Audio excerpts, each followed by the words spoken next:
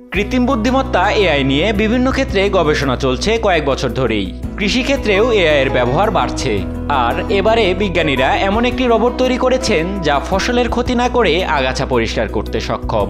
এই রোবটটি বিশেষ এআই প্রযুক্তি ব্যবহার করে বুঝতে পারে কোনটি ফসল এবং কোনটি আগাছা, ফলে ফসল নিরাপদ থাকে।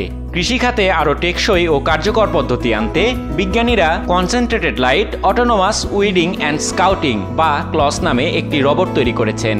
আবহাওয়া খারাপ থাকলেও, যেমন ঠান্ডা বা বৃষ্টির দিনে, কৃষকেরা মাঠের আগাছা পরিষ্কার করতে চান না।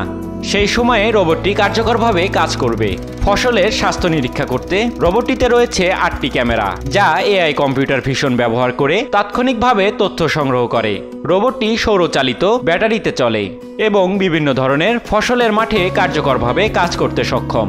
আর্থ রোভার পরিকল্পনা করছে 2025 সালে এই রোবটটির প্রাথমিক ব্যবহার শুরু করতে এবং 2026 সালে এটি বাজারে আনার লক্ষ্য রয়েছে।